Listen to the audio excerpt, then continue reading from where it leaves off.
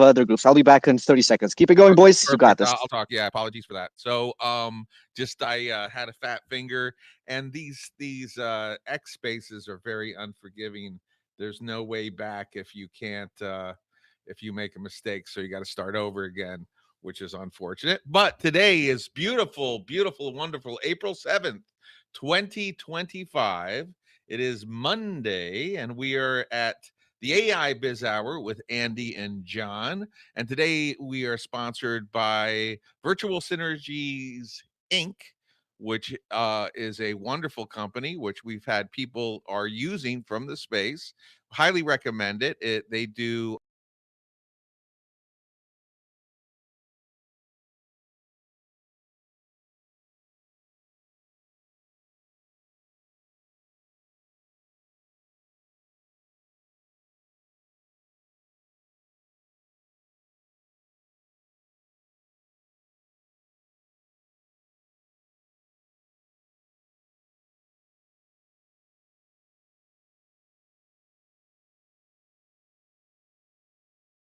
The same, it's well, it's always a busy weekend, and I'm trying to get the live stream going. For some reason, the live stream isn't connecting either. Well, I mean, I've connected to my broadcast tools, but it doesn't want to go live. But anyway, oh, there we go. Now we're live.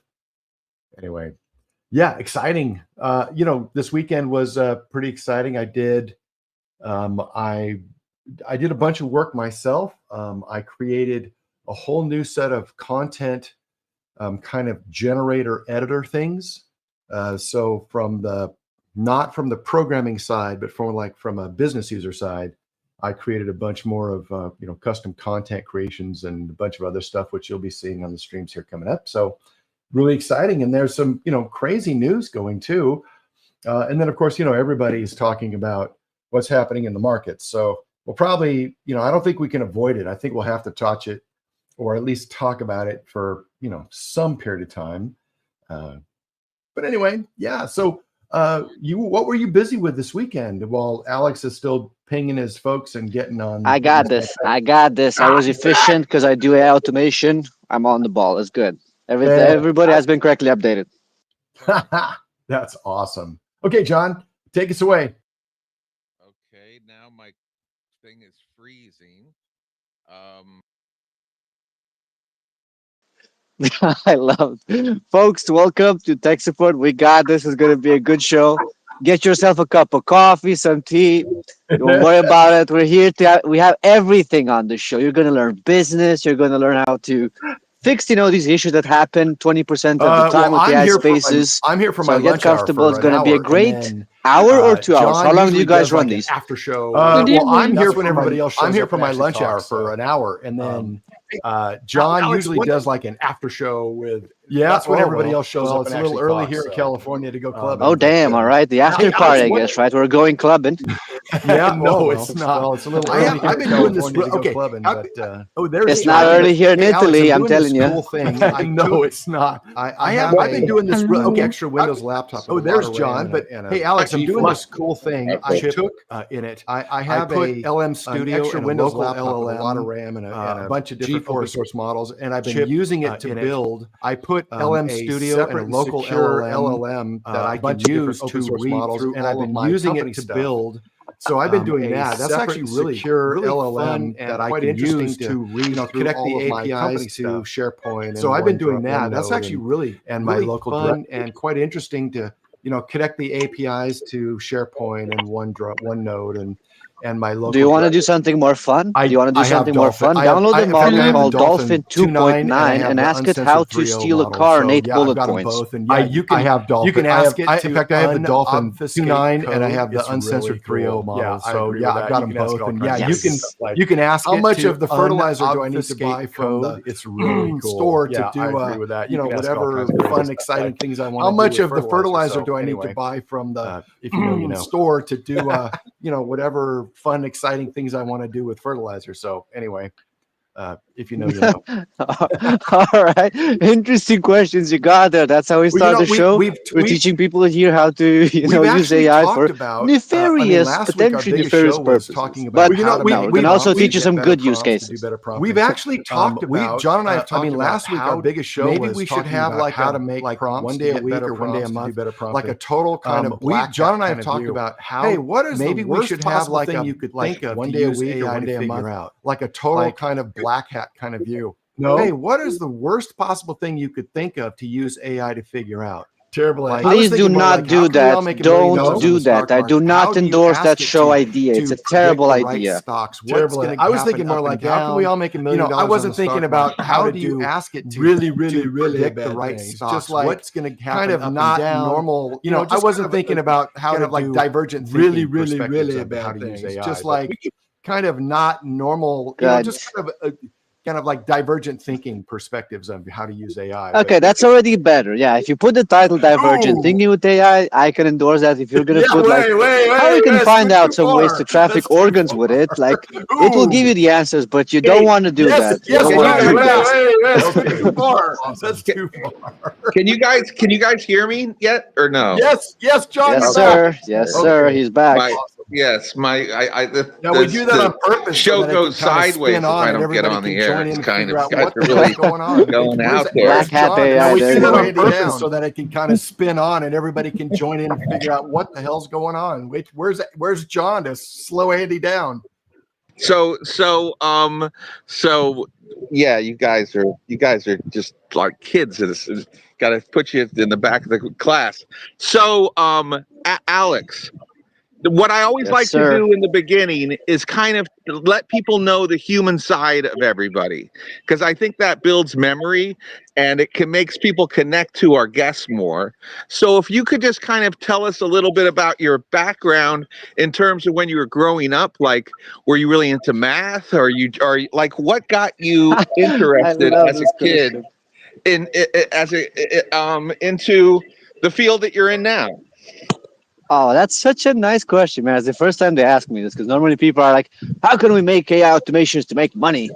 And I kind of have to give them answers on the spot. But this question is much more intriguing because very few people know that as a kid, I used to be a bug collector. Yes, you heard that right, folks. I used to be a nerdy little kid that would go around trying to figure out the name of the insects and like study this kind of like extremely nerdy stuff that the majority of people would hate. So this is kind of me when I was 10 years old. And growing up, I always had Hello. this fascination. Hello. Oh, hello, Bottega. Can you hear us? What's up? We can hear you. You there? All right, I can cool. hear you. Nice. Well, I just to give a can bit hear more you. context, Here, can you get to that, Andy? You got to wait till you raise your hand, Mateo. Do you know Alex, or Alex? Do you know Mateo or no? I do not know the lady, I guess, but Oh, we'll get to know her okay. So better, I guess, today. we're gonna have to take her down, and Cool. then we'll bring her back up. But yeah, please. I Yeah. actually, I was fascinated with lizards, and I actually had a little bug collection myself. So please go on. This is Oh my God. fascinating. There you go. This is the common denominator for all AI consultants, I guess. Interest for. No, I'm just joking. But yeah, that was a bit like when I was a kid. And growing up, no. What actually got me into what I do nowadays, right? You would say AI and automation and productivity and stuff like that. It was what I was mentioning with Andy 2 minutes ago, with basically like divergent thinking. Because during my master's studies, I was studying like business communication, and everybody was like into, collaboration internationally and between different countries and companies and whatnot. And I was in back in 2018, the guy that was interested in how do we communicate with machines. I was like, there will be at one point in time where we will actually start talking with robots, right? And nobody cared about this stuff in Italy. Nobody, except me when I did my thesis, and nobody still didn't care when I published it. But then, 5 years to 6 years later, when ChatGPT 3.5 launched, what I kind of predicted like 5 to 6 years ago, it was completely true. Where, all these developments with technology compounded to the point where we would have intelligent talking systems, right? ChatGPT 3.5 was the first iteration of like mass released software that you could just talk with it and it would answer back and it would make sense. Now it's going to be much harder to predict the future because now it just compounds to levels that are unimaginable with all the combination between robotics, AI, and technologies and whatnot. But I am deeply fascinated by this topic simply because it allows us to be free, right? So freedom is one of those topics that always was very dear to me. Where like I want humans to be free, to do what they want, when they want, and to build a better world, right? I don't want people to be stuck on Excel sheets. I don't want humans to be stuck answering emails at 2 a.m. in the night. I want people to be happy because they're productive and organized and they have all they need to be successful, right? So to me, AI is that tool, an emphasis on tool. I do not believe in AI feelings. Companions are debatable. People ask me to build for them AI girlfriends. I don't do that. I have a little sister. I don't want to build AI girlfriends for people. So to me, it's basically like a tool, a software, and it does amazing what it does, and it will get only better. So this is a bit of context, Alex, some nuggets about myself. I don't think we've ever talked about AI girlfriends or AI companions yet. That's an interesting. I mean, I agree. I I don't want know. to build girlfriends. I get that, but Well, AI companions is kind of an interesting topic. well, It's a very interesting topic. Yeah. today, so this weekend I spent a lot of time. I'm working with somebody who's an engineer that works in manufacturing, and his ability to create code is at a different level than software engineers, because when you have big robotics in manufacturing plants, if they go wrong, things can go get a problem. And so it's interesting talking to him. But I realized that if I had a bot that I could talk to, a lot of the work I could do, I could then exercise or do something besides sitting in front of a desk. What I mean, so I'm sorry to go sideways a little bit. So let's get back to, how do you think that your fascination with insects kind of brought your mind? Because I'm realizing that my mind is really good, geared for large language models because of my linguistics interest and taxonomy interest and all that stuff. Is that kind of, because with bugs there's a lot of categorizations, and I think when people Yes. Yes. when people have that kind of a mindset, it leads itself towards prompt engineering. Like, I'm not gonna lie. This is like I did not expect waking up this morning and finding the connection between like bug collecting and LLMs, but it makes 100% sense. Because now I think about like all the categorization that I used to do, right, and the attention to detail, and the fact that it was like something so different, right? That's why I was like, you see all these little creatures, and you're like, what do they do and why? And to me, like 20 years later, it's kind of the same question. Like these AI systems, what do they do and why? So then I get into this like nerd mode, and I hyper focus and I try to figure out how do these LLMs work in the back end? And do they have feelings? And spoiler, they don't. They just predict the next word in a sequence, the next token, so people need to be aware of that. But it's fascinating to me as an AI nerd. For a lot of people out there, like we don't care how it works. We just wanted to use it to make money and save time, and that's what I give to people, in my day job, and that's totally fine. So definitely a super interesting topic, So I guess now I'll get people. I'm gonna ask this also to my other friends that are into AI if they have a fixation for bugs as children, because I think it's a great question at this point. But yeah, I guess that's a connecting link to it. Yeah. My fixation with bugs was at the bottom of my shoe while they were messing up all the other stuff I was trying to do. I grew up on a farm, and so bugs are accepted to do some things, but the rest of them are, nope, not near the house. Oh, no, no, no, not in the barn. Nope, Yeah. nope. Yeah. So, But I can tell you a superpower. It really helps you with the girlfriend or the wife if they see a spider. Because women are usually terrified by them, and you just go there with your little glass or something, and you take them, and you're a hero. I can, I'm saying I have a bit of experience in it. Worked as a charm. You look like a hero when you do that. So you got your master's, or you? It sounds like you got a pretty high level of education. And then how did that segue? And you were ahead of the curve, so you must have been pretty darn excited when these things started to pop. Because like my father's a physicist. I've been talking to him about artificial intelligence. He's been writing papers for 20 years, and I was in SEO, so I was dealing with the Google algorithm, and like people like David Chalmers and stuff were like, oh, it might be 100 year. Like things happen faster than people were expecting. Did you feel the Yes, same? yes, yes. But you see, it's one word that will explain to you all of this. Is the word compounding.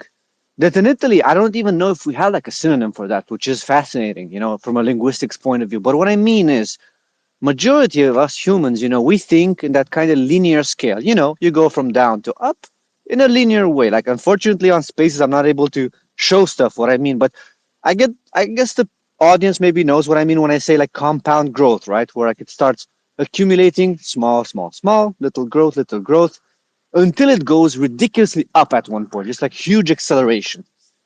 And this is basically like AI is a result of that, a ridiculous acceleration of technology, right? Because once you have enough moving pieces that function at a acceptable level and you put them together, now suddenly you have like superhuman intelligence. Suddenly you go to ChatGPT and you tell it, hey, can you make a Studio Ghibli version of this image? Can you make me a cartoon version of me and my grandma in this picture? And it does it for you. What an artist would have taken, I don't know, 10 hours to do in Photoshop or whatever. Now you give it one prompt in English and it does it for you. It's insane. It is insane. But it is a compounding effect of technology that's been fine tuned for the last 60 years, but people don't know about this. Yeah, Brett from Design Joy posted a thing about here's how to take your picture and turn it into a headshot. And so I took the prompt, put it in, put his headshot as a sample, and put my webcam picture, and it produced an amazing like photo quality headshot. My wife is a professional photographer. My daughter's a professional content creator that do work all the time. If you look them up, you can find them. But it they they both said this would have taken hours for them to do, and it literally with one prompt and one sample and a stupid webcam picture of my big fat bald head, boom, instantly I got a professional looking quality headshot. It was surprisingly good, just surprisingly good. And yeah, to your point, it's fascinating that each the acceleration, right? So they used to call it standing on top of the shoulders, right? The shoulders of giants. So you had the CPU, then you've got assembler, and you've got Fortran, and then you've got C and C++, and then you've got all of these other layers of security and intakes and processing and coordination, orchestration going on at the hardware level. And then we build all of that of OS and then application layers and data layers and all this other stuff on top of it. You're right. We're talking about standing on shoulders, on shoulders, on shoulders, on shoulders, on shoulders. And now we can just go with English or even in other languages. Hey, can you, make a cartoon picture of Andy? And boom, there it is. It is And it feels surprising and like shocking. magic. That is, in my opinion, that's the beauty of it, right? Because it feels like magic.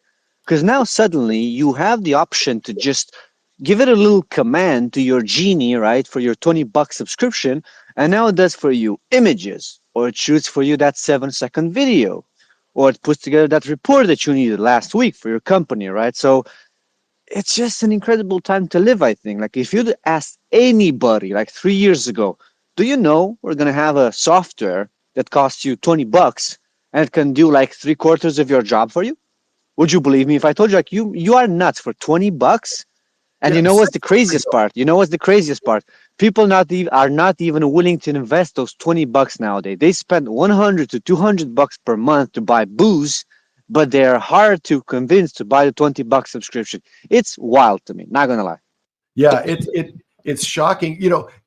6 months ago or 8 months ago, when we started the show, we had a hard time connecting the LLMs to, let's say, like a vector database so that you could create your own kind of mini data lake or blob storage area. Now that's commonplace. You can just, connect to Replit or WindFarm or whatever and just turn it on and it works. That was 6 months ago. And Yeah, right. one of the You yeah see, one of the even like questions. Mid Journey, you see those images from like Oh Mid Journey, for example, like 1.5 years ago, and they look like horrible monsters, like deformed monsters. And nowadays, they can even do like the writing, right? Even text now. For example, I had this crazy picture, so I cannot show you for well personal reasons, but I had a picture when I was like younger, where I went to like a convention, like a how do you call it? Like it was like a convention show. I don't know how you call it. So like for training for like calisthenics, and I had like a little writing on my chest that I put like free push-ups. You know, if people would ask me, I would do push-ups for them. But it wasn't Italian. It was written flessioni gratis. All right.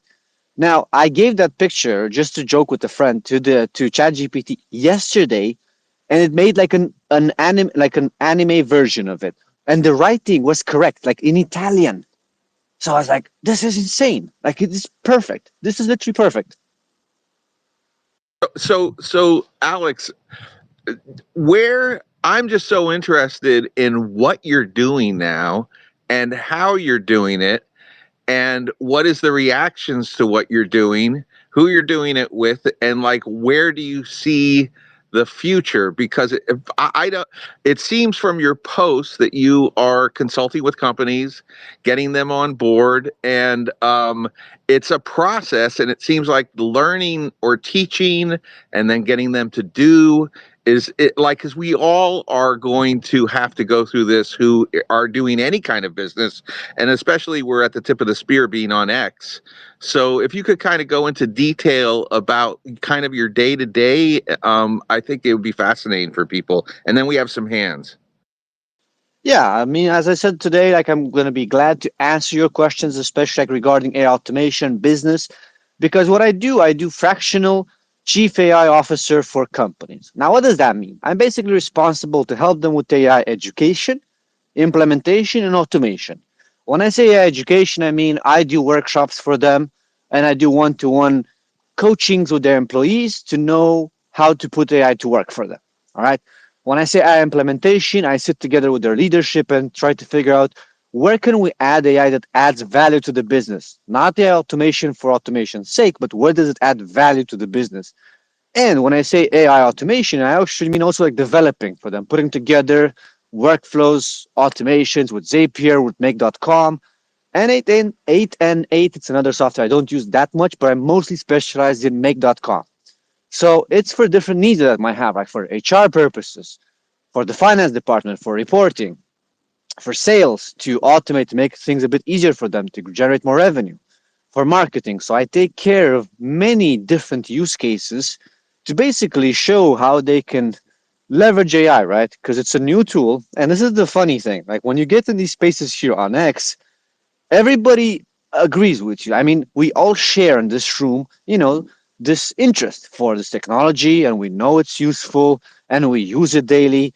Once you get out of these rooms and you go out there in the real life jungle, you'll realize very fast how you're like one out of 300 people. Majority of people barely try ChatGPT. Majority of people, they don't even care what this is. So then what happens at these companies, right? The boss, the CEO knows that this is cutting edge tech, that they need it, that they need to get ahead. The employees, majority of them don't care or are afraid of it.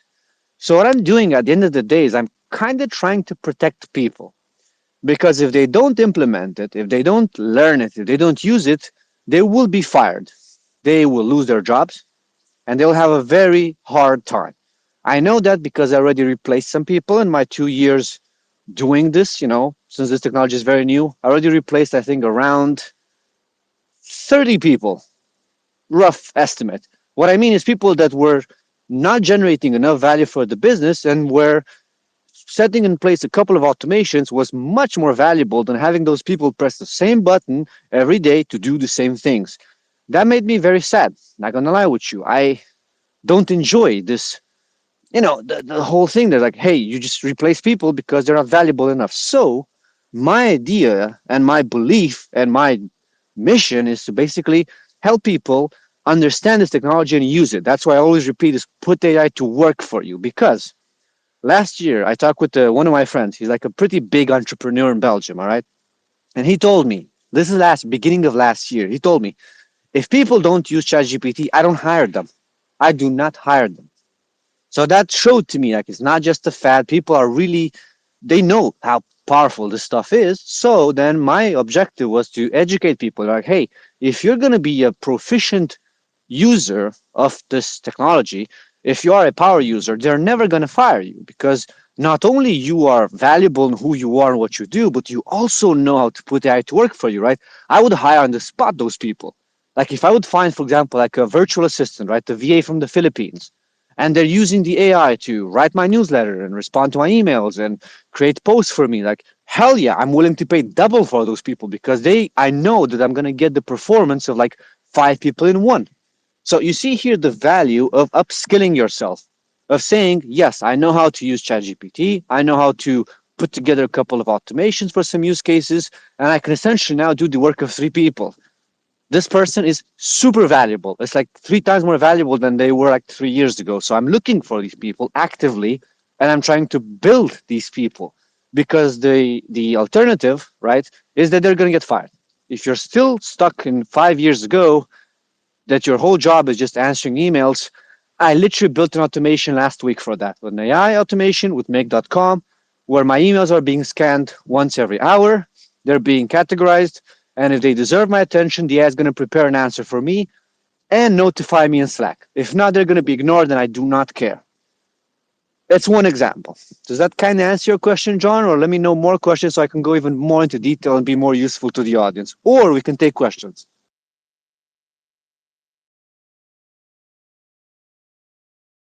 How are you? How are you? Okay, I have a question. How are you integrating the AI LLM with Zapier? I've not heard anybody ask that, or just can you give me like Oh, give me 30-second rundown of how that works? yeah. So basically, funny enough, like not a lot of people do this, but like you need the OpenAI API.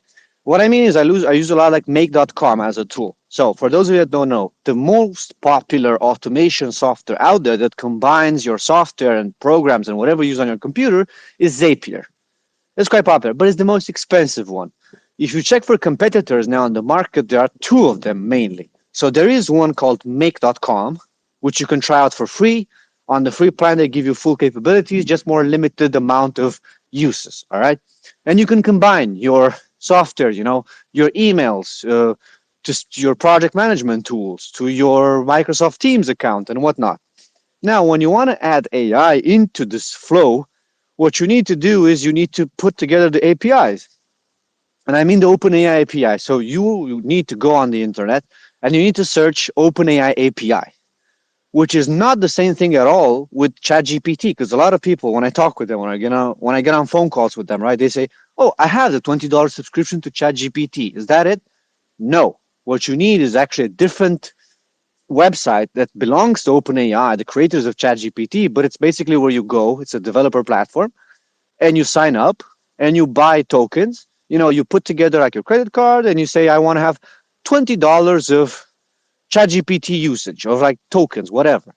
So then when you go inside these automation tools like Make, like Zapier, you call in the OpenAI API, application processing interface. So what's going to happen now is like you have ChatGPT inside your software, inside your Gmail, inside your calendar, inside whatever you need to do to have AI help you out. For example, one of them is another automation that I built for a client last week was a LinkedIn post generator, right? So what it does, this automation that I built, I even shared like a 2-minute video. If you go check my profile, like the other day, it basically checks the accounts of multiple people that you decide. It takes inspiration from their posts. It uses a web search piece to do research on the internet about your niche. And then the final step is it uses the OpenAI API. So basically, the AI step, let's call it this way, to put together a new post for you that's taking inspiration from other people, from industry insights to make an original post for you. All right. So this is, again, if I would have like a video, like a classroom here, I would show you exactly how it looks like. Because if I show you the picture or the 2-minute video, you would see it. But that's essentially how you add AI inside your daily workflow. All right. Does that help, Andy? Does that make more sense? Yeah, awesome. I Go ahead, John. I would love to hear a little more detail about that if possible. And also, how do you determine where in the business there would be added value by bringing AI to it? Do you have to sit down with the Yes. whole team? I mean, that's like that's got to be that's where that's that skill is huge, I would imagine. Yes, you have to be a good communicator, not gonna lie. So I do have experience again as a corporate trainer. I used to work with different departments. I used to train people. I used to upskill them. So I usually always target the stakeholders, and what I mean is like the decision makers, right? The CEOs. When I say I want to do AI upskilling or implementation for a company, I don't target their managers. I don't go and talk with their employees. I get in contact with their CEOs, their boss, the boss of the boss. Because from my experience, these people know the value of AI and they want to get it done. They want it to make it happen, but they don't have time. They're not AI nerds, right? They're people who ran the business for like 10, 20 years, right? They started in engineering and sales, whatever. They're not going to spend now 10 hours per day like me figuring out the best AI tools on the market because those ones change every 3 hours. And you know what I mean. So I do talk with these people. I go to conferences, right? And I explain to them how I helped other people, how I managed to get them some value. And they're like, all right, why don't we sit down and talk about this? Cool. So I talk with the business owner. I convince them, like, hey, I need to talk with your sales guys. I need to talk with your HR department. Can you give them to me for like half an hour? Right. So what's going to happen is they're going to say yes to me. Then I'm going to have a nice 30-minute call, very polite one with HR department. Let's put it this way, right? It's going to be a couple of people. And I tell them, what do you do repeatedly every day? I need to know this, please. Where do you think you're wasting time? Where do you think it's giving, like, what you're doing now is giving you a headache? What tools do you use currently? And they give me all this information. And I spend around 1 week of cooking, figuring out, like, how can I put this together to be useful to them if there is ways to leverage AI. And then I come back and I tell them, like, hey, why don't we do a workshop? Why don't we sit down together and show you how you can make your life easier with AI? And this is kind of how I broadly describe to you my process, how it works. So there's a combination between open communication, brainstorming, technical implementation, and then tracking data, right? Are they faster? Are they better? Are they saving time? Are they saving money? In my case, the answer is yes. What I'm noticing is usually a 20% productivity increase. Now, these are nerd numbers, right? You're going to say, what is 20% productivity increase? It means literally you're winning back your 2 extra months per year. If you run the math and you see how much is a productivity increase, considering that you're working 40 hours per week, that's 2 extra months per year back, which is insane. And people don't know.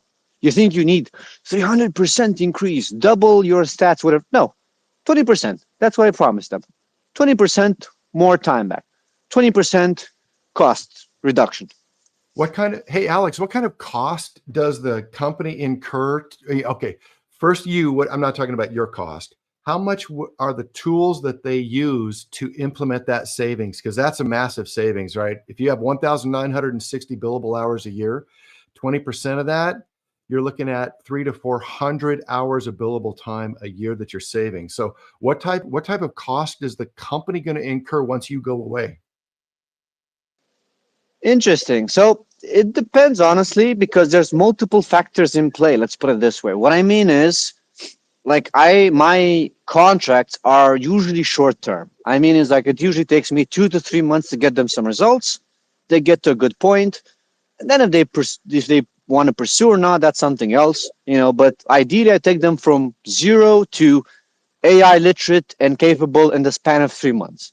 So once they get in those quick wins, then it's a matter of maybe sitting down and figuring out more advanced AI automation projects, which sometimes I take, but sometimes I don't, because also, to be honest with you, I do not want to be every day stuck on very unique AI projects that are going to take me, like, 4 or 5 months to put together for a specific company. Like, I enjoy what I do. I enjoy teaching people.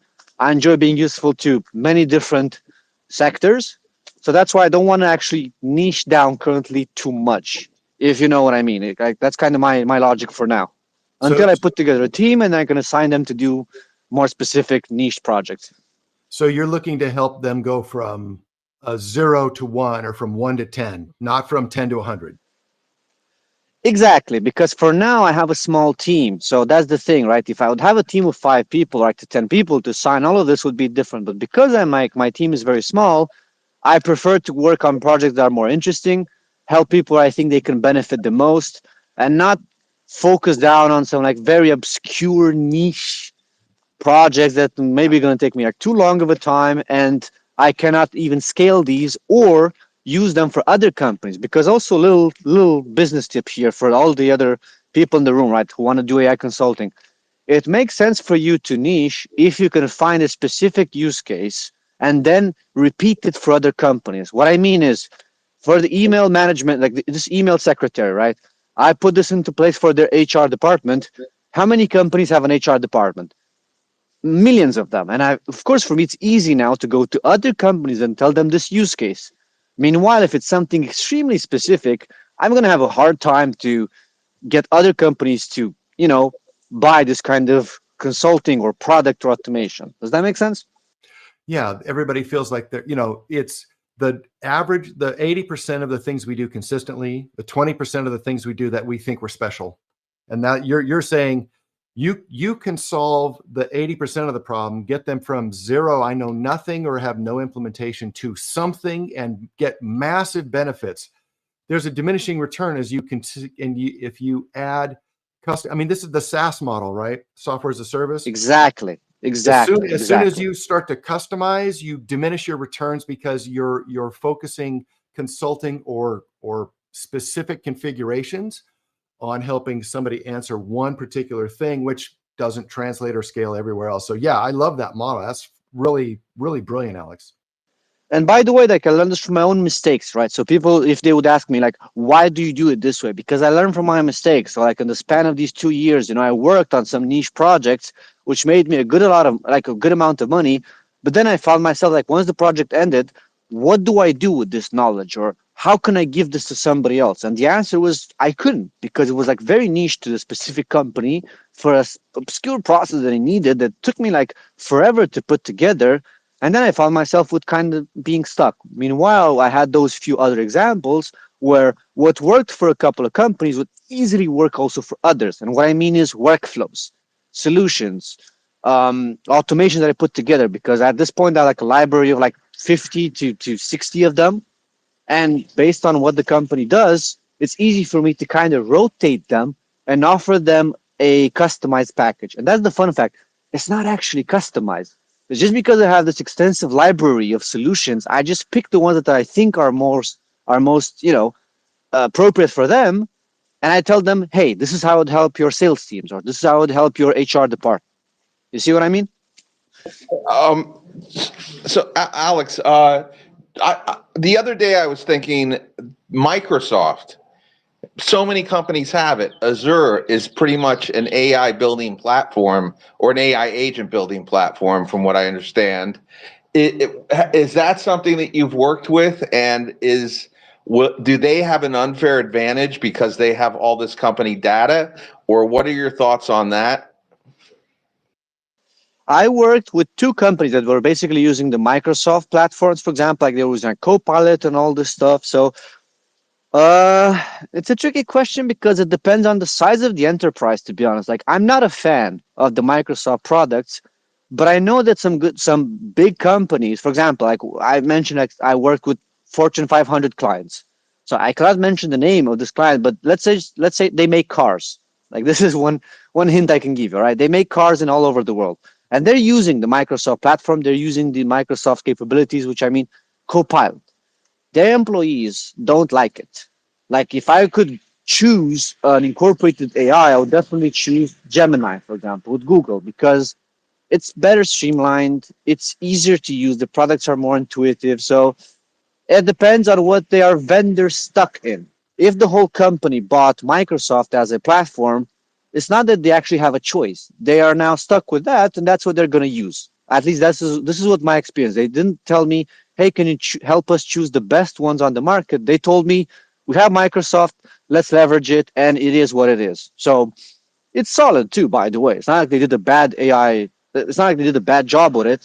Although I'm curious to see how it will further develop because now that the relationship between OpenAI and Microsoft kind of turned sour, I'm curious to see how will they update Copilot, right? Are they going to have GPT-5 incorporated into it or not? I guess we'll wait and see. Yeah, well, and not all LLMs are created the same. And there, it seems to me Yeah, a yeah, lot of a lot of what's happening is, hey, they're just hiring somebody to do the job so they can check off they've got AI, but it doesn't necessarily mean that it's refined and does an exceptional job. As exactly. And also because like you kind of need a bit of like taste for it. Like I don't know how to say it, to describe the whole thing. But what I mean is when you work with all the AIs on the market, like all day long, right? So for example, for other people here in the room, a tool that I can recommend to you to try out is called chathub.gg. So it's basically like a AI comparison tool where you basically with 18 bucks, not 20 bucks, 18 bucks, you can compare all the AI models on the market. You give it one prompt and you can compare six of them at a time. It looks crazy. Like it's very like dopamine inducing. I love it, but like it might be overwhelming for some people. But what I mean is you see the differences, right? How the AI answers between Gemini, Claude, ChatGPT. So you start to develop this perception, right? Did it understand my question? Is it giving me these filler, robotic answers or not? Now, when again you go back to people who aren't using it on a daily basis, they're not sure if it's working or not. They didn't do any prompt engineering or nothing, and it's very hard to measure the results. Even if you give them the best AI, simply because they either don't use it enough or they're not skilled to use it well enough. Do you know what I mean? Like what I'm trying to tell you? So it's a challenge for now. I've been noticing in the industry, at least, of teaching AI skills and implementation. Yeah, I put all of the things you've mentioned so far. I put the LinkedIn generator, your video. I put that in the purple pill. I've also put it on the jumbotron. I just put ChatHub GG Ah, nice. You up there found the too. video. So Nice, nice. yeah, so everybody on the space, you can go find that. If you're listening to the recording, you can look through the links or in the startup circle, and you can do that. By the way, everybody should join the startup circle who's listening to our special guest Alex Northstar, and make sure that you check out our sponsor, Virtual Synergies, if you need any VA help. And when you do, ask them if they're using AI and encourage them to do that as There well. you go. There you go. That is a smart tip right there. I had companies pitching me. So, like in Vietnam, I met actually a lady that she's my friend basically, and she runs a VA company in the Philippines. And she's been telling me since last year, since I met her, she's actually actively training her VAs to use AI because they're so much more valuable. And for example, in the past, for the longest times, VAs from the Philippines had a bad reputation because they were like, maybe they struggle with English and whatnot and blah, blah, blah. But now, because they can use AI and they can use the voice function of ChatGPT to talk with in their native language, now they're suddenly very good, like very proficient, very smart. They can help you with a lot. What they don't understand, they can just ask ChatGPT. So now, even people that didn't go to Harvard can still get the job done in a very good way, no matter what you throw at them, as long as they have a few basic skills. What I mean is they're curious, they're problem solving oriented, and they are a bit more, how can I say, like resilient. They persist, because if people give up easily, then you cannot do anything with them. So these are some of the mandatory skills that you need in 2025 to thrive in the AI age, in my opinion. Curiosity, mental resilience, and problem solving orientation. absolutely, and a bit of being a little bit of obsessed. It's quarter two almost. Yes, yes. Andy, I don't know if you have to leave at one, and Alex, can you stay a little bit after for more questions, or do you have to leave at one? Either way is great, and depending on that, we'll get to questions. Where Yeah, are you I right can now? stay. I can stay 10 more minutes basically, because then I'll have like to go to do some other stuff this evening. But I can stay basically 10 minutes past the fixed hour. So if you have questions, you can drop them in the comments or raise your hands. And I'm going to go through them one by one and try to be as useful as I can. You're amazing. You're so cool. You're Italian. What can I say? So Andy, you have a question, or we'll go to the hands. Go to the hands. All right, Alex Utopia. I love saying that. What's your? We'll go. It's Alex Utopia, Christelle, and then Rob Rue. Yeah, hey guys, Andy, John, happy to be here. And some of you might know or not know that Alex Northstar is my oldest contact on X here, right? We came both to the platform 2 years ago, and we had like a couple of hundred followers, did like spaces with 7 people, and I fondly remember those times. And yeah, I have a question for you. And I think we bonded over the fact what you were just talking about, right? That we had a sense that things are going in a different direction than most people were really thinking, right? Where most people were still sleeping on it. And I know we both had like some moments in the last 2 years where we thought, oh, it's going again a little bit different or a little bit faster than even we thought, right? Because even we can't see the future for real. So my question would be like, what has been your most recent epiphany, like when you thought, oh, wait a minute, maybe this is going in a little bit of a different direction than I thought. Did you have any moments like that recently? Oh, that is such a good question. Yeah. And this is the thing, it's the little details that make the difference. So what I mean is I had this moment when they updated ChatGPT 4.0. So I'm not talking about the 4.5 version. I'm not talking about the $200 one that gives you O1 Pro, just the tone of voice. So for literally like 1 year and a half, ChatGPT was the worst AI on the market in terms of speaking like a human. It always had this very boring tone, very robotic tone, always saying the same things about continuous improvement and ethics and blah blah. Like those patterns. They made an update overnight.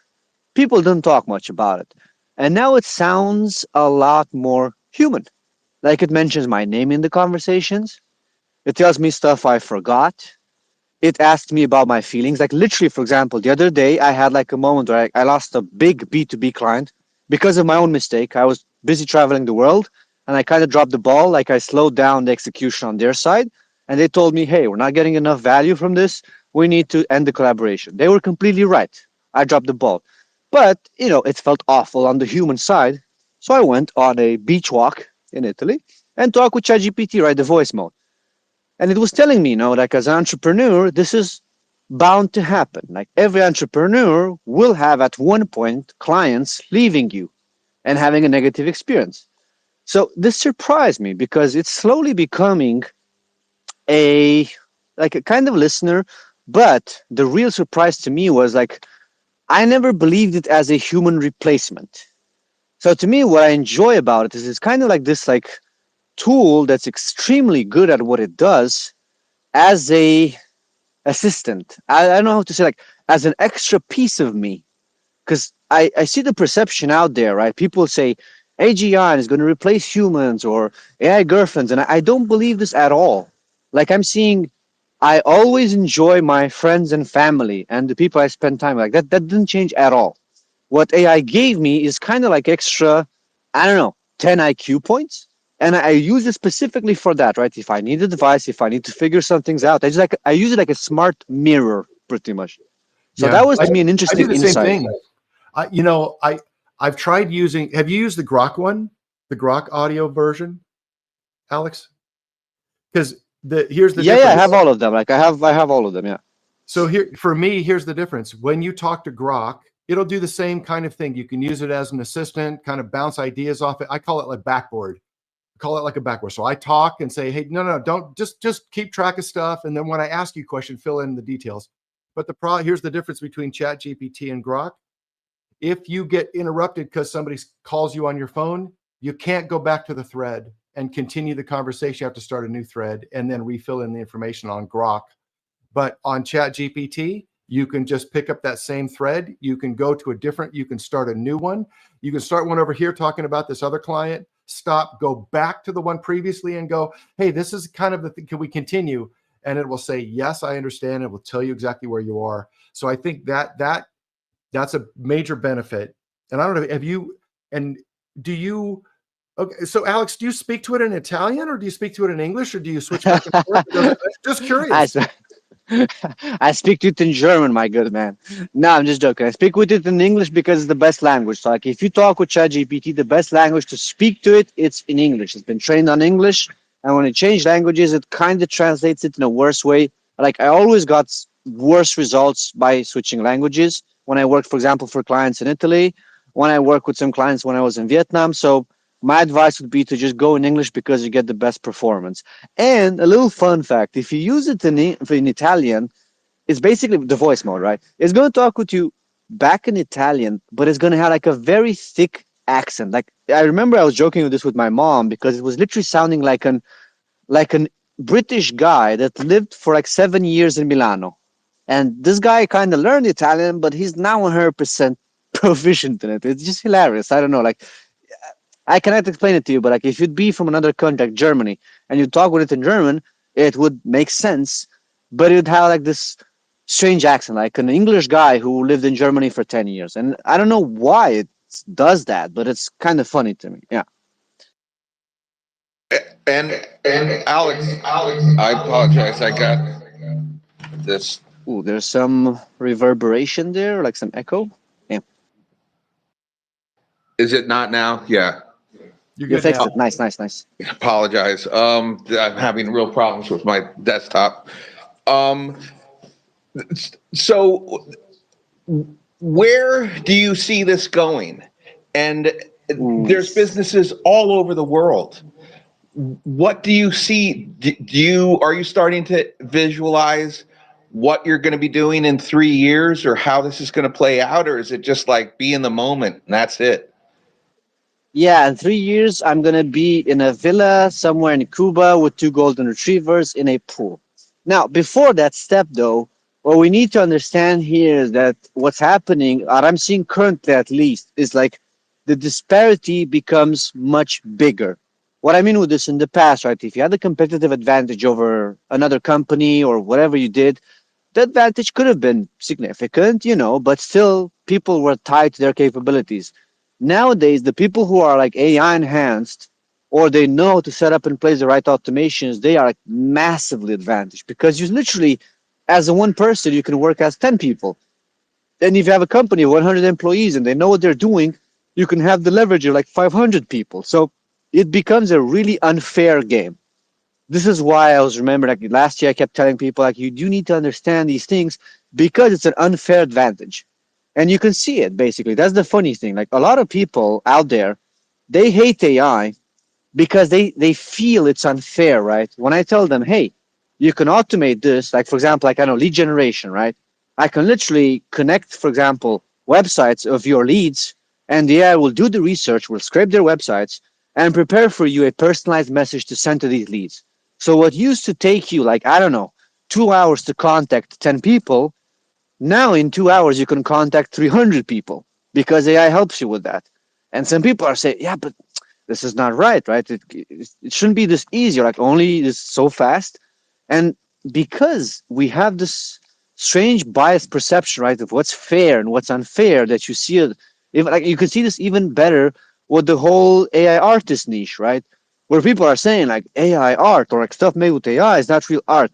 It's irrelevant because it's a tool, right? And if it manages to make what you want and people like it, nobody's going to come and ask you, how did you do it? Did you use Photoshop or did you use ChatGPT? They just like it. So this is why people have this feeling that it's unfair.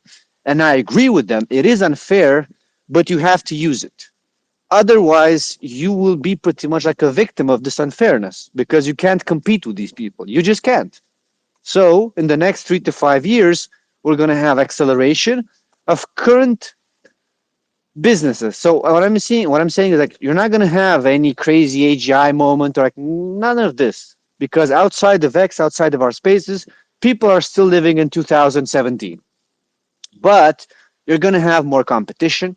You're going to have more performance, more productivity for the people that embrace this technology. Like it's going to be very visible who uses it and who doesn't. You're going to see this in the next 2 to 3 years. AI is going to drink your milkshake from that movie. Maybe.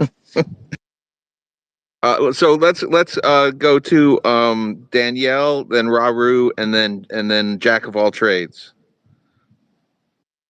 Oh, can you see my hand? Is it not up anymore? Oh yeah, yeah. It's Christelle. I think the I'm order sorry, was a bit. Christelle. I apologize, Christelle. Okay. Sorry, I hate to do that, but I actually moved my call because anyways. No, you're good. Go, Christelle, okay, go. okay, I'm going. I've been thinking about what I've I'm going to say because I am a huge fan of Alex Northstar and he knows it. So look, I'm going to tell you all some nice things and then I'm going to tell you one thing that you can do to really make him mad because I think it'll be funny. And then I'm going to ask a question, okay? So, and he knows what it is. So I just want to tell you all that Alex Northstar, if you're just meeting him today, he's really amazing and he's one of the first people that ever supported me. When I had just like a handful of followers, he co-hosted a space with me, having thousands and thousands of followers, and he's just awesome. And he's very humble, so he didn't tell you all that he used to work for Google. When he talked about, being in corporate world and being a trainer, it was for Google. He's also taught me some amazing things like using Make and Voice Flow, and he's one of my founders, so he's actually invested in me. I mean, he's just incredible, and he's one of the Alexes. Alex Utopia is one of the Alexes. There's so many awesome Alexes on here. So I just wanted to tell you all that, I have a soft spot in my heart for Alex Northstar, and he's an Italian, which we love. So here's the thing that has not been mentioned, but if you want to ever upset him, which I don't know why you would, but I still think it's funny, tell him how much you love having pineapple on your pizza. No, This is come the on, let's not do thing. this. There's no need for violence. There's no need for violence. Come on now. This is the thing that will just make his head explode. I had to add that in You there. have no idea how often I get tagged on these posts. Like literally, I get tagged Listen, I daily on know. random posts It's with your pineapple fault. pizza for It's people to ask your my fault. opinion. It's like, I was watching what a am I short supposed to do? yesterday on YouTube, and the woman was saying how much she loves pineapple on pizza, and Yeah, she's wrong though. I She's thought wrong. about sending you the short. I cannot hear about pineapple on pizza and not think about how much you hate it. So it's your fault because you've branded That's the yourself power of in the branding, opposite folks. way. That's I the know power of it's branding. like Lesson reverse learned here, branding. huh? Take It's notes. reverse Take branding. notes. Okay, and then finally, my question, yeah, much love to you, Alex. And then my question for you, because I've learned some of my favorite tools from you, such as Make, and I've made money because of you, because I learning how to use Make, I'm now able to add that to my services, and clients love it. I just brought on a new client just because I was able to do a simple Make automation. So I just want to know, what would you say is the most like what's the word? Undervalued or like underplayed tool that you know about but people don't talk about very much? What's the word One I'm that looking gets for? requested quite often. Yeah, underestimated. Underestimated. Yes, thank you. Um, One of the tools that you might be looking into, and I see a lot of requests on Upwork and Fiverr for automation, is N8N. I mentioned this just a bit earlier, right? Because in the world of like automation, so what's happening, there's more diversity now. For example, you even have AI agent builders like Lindy, like Gumloop, that's quite recent, they're quite popular. Don't use those, they're very expensive. Like clients will not like them because they sound cool in theory. They're really easy to use. You connect things together in 5 minutes, they look great on paper. They are ridiculously expensive to run. Like you buy the $50 subscription, it lasts you 4 days. And no client is gonna be happy when you tell them, oh yeah, it's going to cost like $400 per month. They're like, no, I don't want this. Buy. So as I mentioned, there's Zapier, solid. It's been on the market for a long time, easier to implement, but there's competition in that one. Make.com, what I use, it looks cool. So you can make these designs and you can showcase the value to your clients because it looks very visually appealing. You're showing them what you're connecting with what and explaining the workflow. It's a psychological thing that's super precious. And then one of the very underestimated tools, specifically from last year, is N8N, which is basically the even cheaper variant of it. That's even more tech. It's more like developer oriented, but you can buy basically your own server and you can have automations for free. So instead of you having to pay, monthly for Make or Zapier or buying, extra credits, you literally have the option to set up your own server and then you have like unlimited automations for everything forever. Like one of my clients had this and it's incredible. And again, as I was mentioning to you, if you go on Fiverr and looking for automation contracts, which because again I do freelance work and stuff like that, you're gonna see there's a lot more requests this year for N8N automation. It's written N like I don't know, like night, the number 8, and then again N like night. That's the tool. So November, check it out. November 8, November. There you go. Yeah, N8N. exactly, exactly. Yep. Perfect. And Cool. and Christelle, I apologize. I have to be outside. The sun's baking, and I can't see my screen. So, huge apologies for that. And We only have about 7 more minutes with Alex. So let's go to the hands. Let's yes, go Rocco, Raru, and then then Jack of all trades. Okay, well, geez, Christelle, you stole my thunder. Anyway, my question is sort of a tack on for that. Yeah, you mentioned all the workflows, and I guess I'm looking for advice. So you have you mentioned Make, you mentioned the Nancy eat eight Nancy, I guess, and Zapier. I mean, what's the play? I mean, do you partner with like maybe Make, or do you say, hey, I can do any of these? I mean, it sort of also goes around with the question sort of Andy sort of asked or sort of mentioned. You're focusing on saving them 20%, but then there has to be some kind of cost like with the APIs. I mean, so I guess, being open, you can just sort of say we can use whatever tool you already have in house, or are you maybe Yeah, partnering? So what's sort of the play, or yeah. ho- I can yeah. give you some insights on this. So, like for example, I don't partner with any AI tools, so I get pitched daily by them in my DMs because I do a little bit of like AI influencer, whatever. I have a few followers, so of course I get pitched, like, hey, can you partner with us? I'm going to give you affiliate for every person joining. I don't like these incentives because they force me to use bad tools. They force me to use inferior tools. So I don't partner with any of them. I select them every month, like which ones I think are the most valuable, and that's why I have like my selection of like 20 AI tools that I appreciate that I use daily that really gives me results. They make a difference. For example, if you want to make PowerPoint and presentations, you can use Gamma.app. It helps you make presentations. If you want to have these like AI meeting recorders, you can use another tool called Grain. I use them. So they're validated to me because I'm not sponsored by them. So in the case of Make, right, I could have an affiliate brand with them, but I don't. So what I do is I test them and I appreciate them, and I made good money with them in the past and in the present. So that's why I use this specific tool. So when I go, as I mentioned, and I talk with the stakeholders, I tell them, or actually, this is the funny thing is, you don't even need to mention the tool because the CEO, right, or the decision maker, they don't know these tools and they don't even care. What you need to be very good at is explaining to them the value they're going to get. And this is where the AI value comes in. AI and automation is always cheaper than a human. I know it sounds awful to say. I know some of you are going to be upset with this, but it's just facts, all right? I'm just giving you here rough mathematics. What it means is if a human is going to cost you 20 bucks per hour, an AI automation is going to cost you 2 cents to run per day. So that is a massive competitive advantage. That's a massive cost reduction. And the better you are at explaining to these stakeholders the value of implementing these automations, the more they will be on board. Whatever you suggest to them, you can use Zapier, you can use Make, you can use N8, and it doesn't matter the tool. They do not ask you for the tool, they ask you for the transformation, for the results, for the cost cutting, for the productivity increase, for the sales increases. Does that make sense?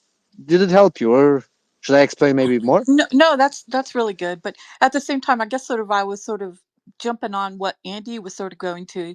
You're focusing on saving them the 20%, via the automation, but then they sort of have to invest in, maybe paying for the API calls or actually buying Yeah. So that NAN. that's exactly so like that in that case, for example, right? The automations, like if I help them, so what they do is they pay me an upfront fee, right? The consulting fee. They pay me, I don't know, $3,000, 5,000, 8,000, depending on the project, right? So I help them implement these automations. And if they want to, for example, they can keep them in their own make.com account or their own Zapier account. And of course, they will pay the ongoing costs. But again, these costs will be minimal compared to what they would normally be spending, right? So if you have, for example, like I don't know, like a secretary sending 50 emails per day, and you pay her 20 or him 20 bucks per hour, that's still gonna be for you. I don't know, like 200 bucks or like 150 or something like that. If you manage to automate this workflow, of course you have to pay for the daily API costs, of OpenAI, of ChatGPT, of Make, but it's gonna cost you like $1.20 per day. or even less, much less. I'm sorry to interrupt. I just want to get to this last question. Jack of all trades. Apologies, Alex. We have 2 minutes. Ooh, no pressure. Can you hear me okay? Yes. Yes, sir, kinda. Yeah. Oh, hang on. Let me see if I can fix that real quick.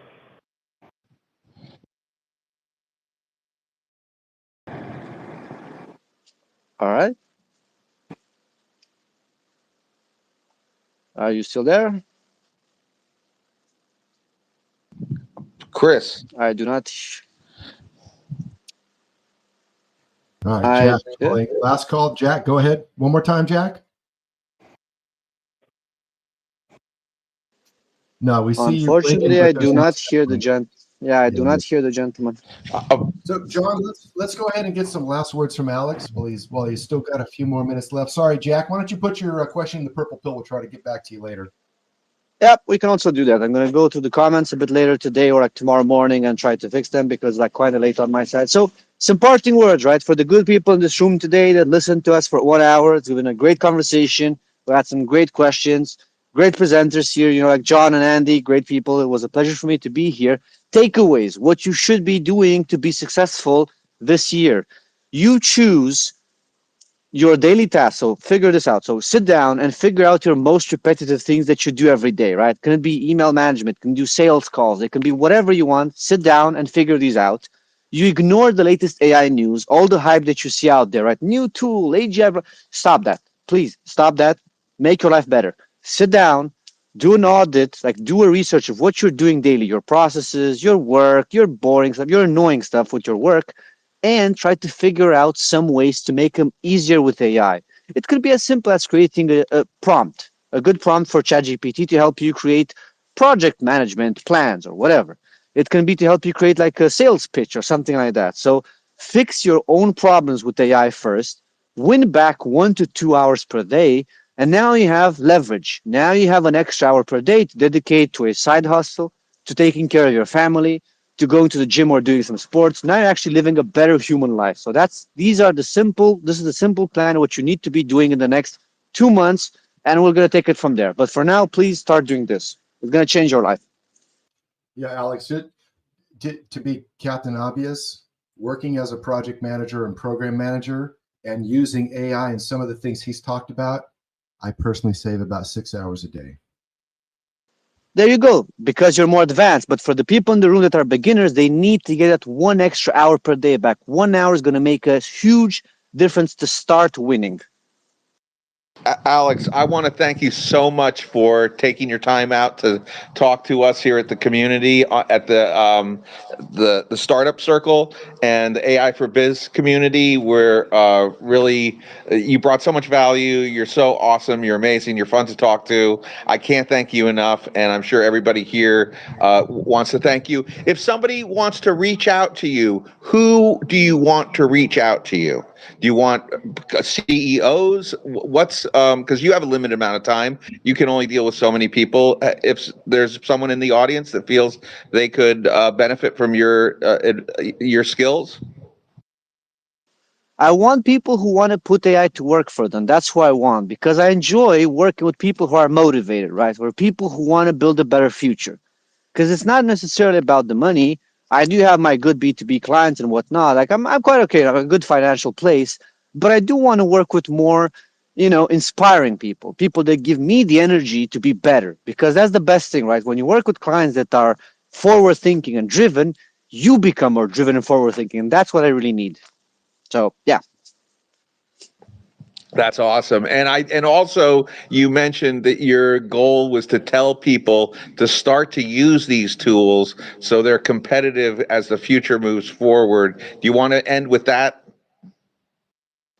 Yes, I would say that is mandatory. That is the thing. That is why it's super important to at least like stay on top of things. You need to start using it for yourself. So just reading the I news, it's not useful for you. It's not going to change nothing. It's not going to give you the edge. But using it, winning a bit of time back, working smarter, better than your competition, is going to give you a huge edge. And it's what I talked about previously, this unfair advantage that nowadays we have. So it's up to you if you want to decide to use it or stay behind. So these, I'd say, are my last parting words. And one last sentence from me is If you go to an Italian restaurant, please don't order pineapple pizza. Don't do it, please. Thank you. Thank you, Alex. You're so awesome. I appreciate you so much. Excellent. Have a blessed day, folks. You as well. So thank you, everybody. Please follow Alex. I would put notifications on his posts because he posts a lot, and it's always really great stuff. I love looking at it. Please follow everybody who spoke and get to know everybody else in the room. Please follow myself and Andy. Sign up to the newsletter. I'm transcribing all of these spaces, and then in the newsletter, I'm putting the information into the newsletter, and also any tidbits such as today is going to be huge. There's a huge amount of information here, and if you sign up for the newsletter, you'll get it all in a nice, neat package, because I build lots of AI agents, and they do really good work. And so you'll see my handiwork when you get the newsletter. So please go to my account, sign up to the newsletter, go to Andy's account, sign up with his newsletter, and get to know everybody in the room, because this is an exceptional room, and I just feel honored that everybody, for the people that show up, because there's really significant people, and it's a big honor to have Alex speak, and it's a big honor to be doing this space with Andy. So thank you, everybody. Have a wonderful day, and we will see you tomorrow. And Wednesday, we have Graham. You'll see the post. I'm not in front of the computer, so I don't have. Andy, do you know? Can you give a word about Graham for Wednesday?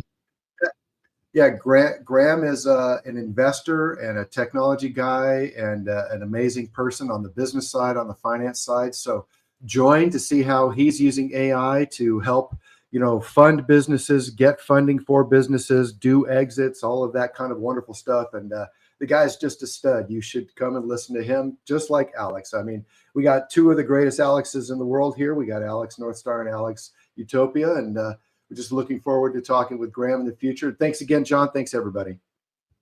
Bye-bye. Arrivederci.